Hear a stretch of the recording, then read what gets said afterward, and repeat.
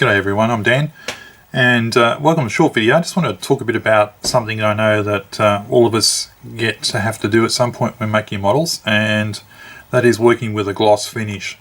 Now there's two different types of gloss finish that I typically come across. One is like what you might need for a final coat on a on a truck or a car or a motorbike or something like that.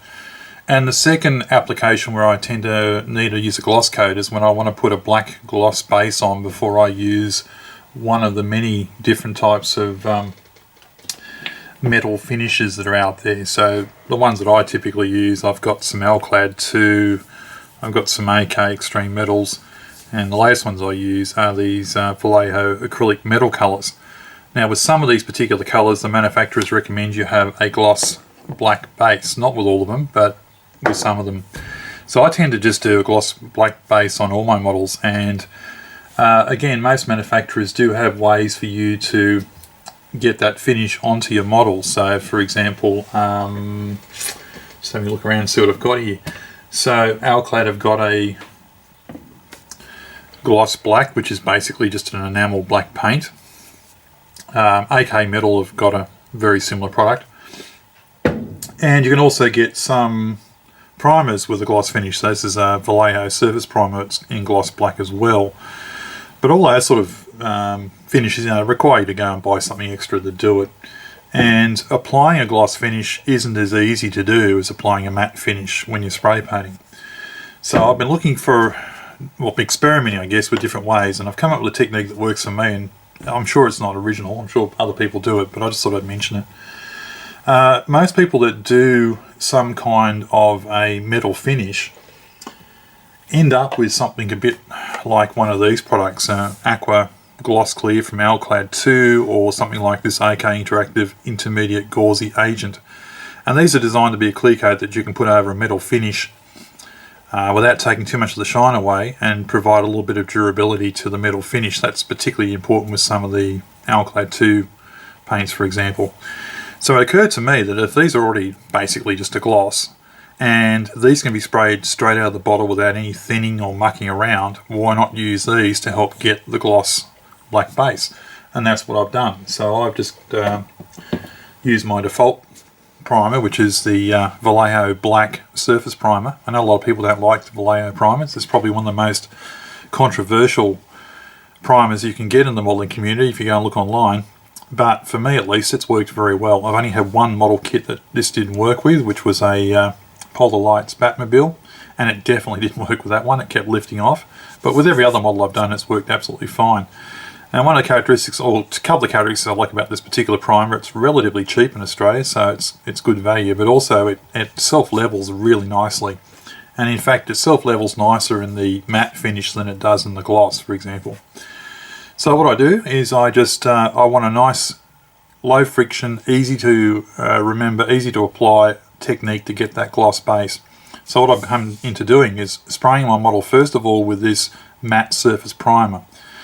That lets me see if the finish is fine. If there's any imperfections, I can go ahead and do the sanding. The Vallejo does need longer before you can sand it. So if you're using some of the other primers like Stynel Res or some of the lacquer primers, you can obviously get into it much quicker. But the point is, a matte based primer is relatively easy to sand, make some repairs, whatever you've got to do, and then recoat it and blend it in. It's a bit harder when you're working with a gloss finish, particularly if you're using something like a gloss enamel paint. There's a lot more work in feathering it and making sure it's smooth before you can reapply the gloss finish onto the parts that you've been sanding and working with. So the matte makes that job a lot easier. Once you've got the matte coat on and it's level and you're happy with it, all I do, quite simply, is just go over it with one of these. So I typically use the Alclad Aqua Gloss Clear just because I've got it. It's a little bit cheaper to use than this one, and it gets good enough gloss for what I want. But I could use that one just as easily. I guess you could also use the floor polish that a lot of people like to use, but I've never tried that, but I guess it'd be the same principle. The idea being that I can spray all of these products. So in my case, when I'm about to show you, I've used the Vallejo matte and this Aqua Gloss, and I haven't had to do any thinning, I haven't had to do any sort of mixing or anything like that. Straight from the bottle, applied it to the model, any surplus left in the airbrush I poured straight back into these bottles. So it's a very economical way of doing it as well. So let's have a quick look at the plane. I'm doing a Tamiya P47 Thunderbolt, and there's the model. Now this had been painted previously, so I sanded it back so it's a little bit rougher, truth be told, than perhaps a brand new kit would be. But you get the general idea. There's plenty of shine on that, so it's more than good enough for working with on a for a metal finish to go on top. There's a little bit of orange peel, so I could address that, I guess, if I wanted to, by doing a little bit of sanding and polishing. But straight off the gun, as you can see, it's really fine for just putting the metal finishes on after that.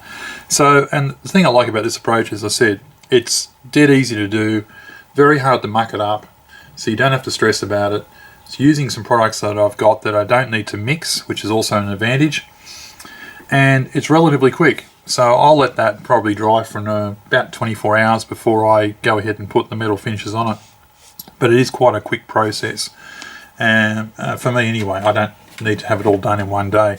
But most of all, it's just a no-brainer process. So that's what I've come up with. I'm sure you could do an adaptation of that or a variant of that with the materials that you've got on hand, but something I just thought it might be useful for other modelers to see. Okay, before we go, let's also just have a look what it looks like with some metal paint on it. So I've used some Vallejo acrylic metal color 77.716, which is their semi-matte aluminium. I love this stuff. It's a really easy paint to work with for metal. And cleans out of your airbrush really well. So if you haven't tried that, I'd highly recommend it. But anyway, let's have a look at the model. All I've done is just sprayed that colour directly over that gloss black base that you saw a few moments ago. And as you can see, it looks absolutely fine. So once that's all thoroughly dried, I can do the usual things, paint some panels out with different colours and do a bit of weathering and decals and what have you. And I'll probably finish it off with some more aqua gloss or some of that AK to seal it all in. But as you can see, it's a quick, easy way to get a nice silver finish on your planes. So I hope that was useful to you. If you enjoyed the video, please don't forget to like and to subscribe if you haven't already. Thanks for watching, and we'll catch you on the next video.